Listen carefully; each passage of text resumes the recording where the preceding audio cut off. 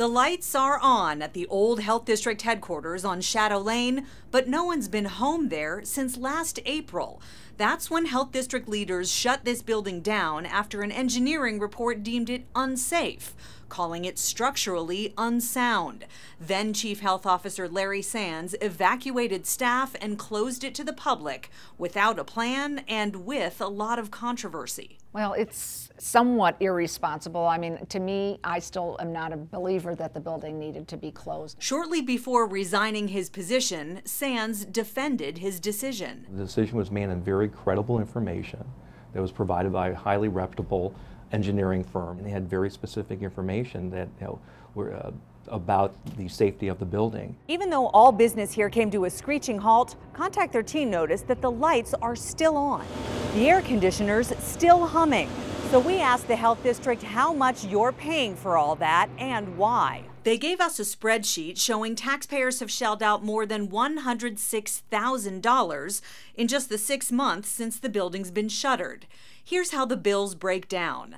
About $1,300 a month pays for sewer, plus another $1,400 for trash. Gas comes in at around $1,000 a month, with the water bill just shy of that, averaging $860. Power is the biggest tab. It averages $13,000 a month and was over $20,000 in June. We're just wondering if, how taxpayers feel about the fact that you're paying for this. I think it's terrible. It's disgusting. Our government doesn't handle themselves properly. We showed taxpayers at the health district's new headquarters the bills they're paying for the old one. I'm working out of state now because I can't get a job here, and this is kind of stupid. This is just really idiotic, Why have water and electricity in an empty building that no one's using? Interim Health Director Rory Chetlett says they have to keep utilities on in the main building because of what's around it. These bills are actually covering the entire campus, and we still have other buildings in the campus that are being utilized. A tuberculosis clinic in the back of the parking lot and this annex building.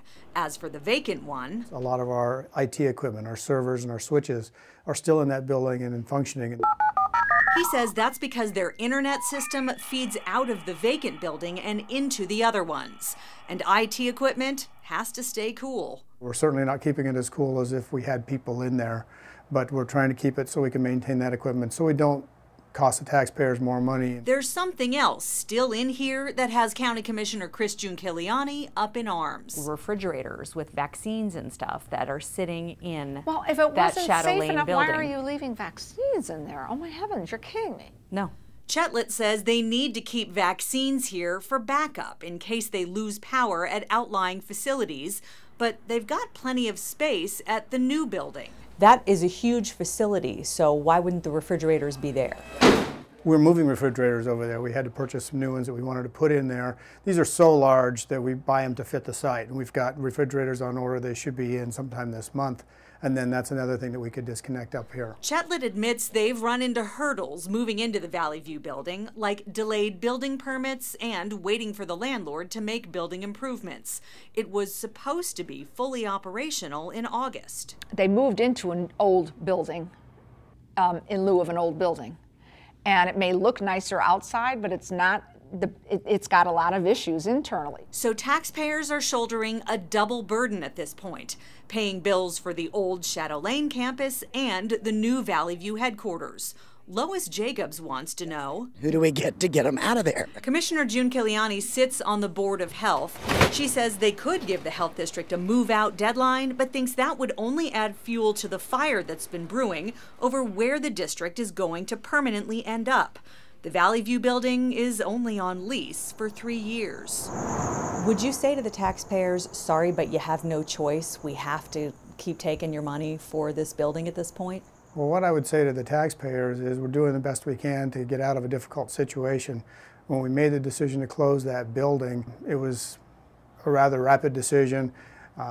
We've now trying to compensate for that. We're trying to do everything we can to get out of that building. The health district doesn't know when taxpayers will be able to stop paying for those old Shadow Lane buildings. They're still working with the county on a long-term outcome and a permanent replacement building. In the meantime, taxpayers will shell out about $3 million for that 3-year lease on the district's temporary home. Darcy Spears, Channel 13, Action News.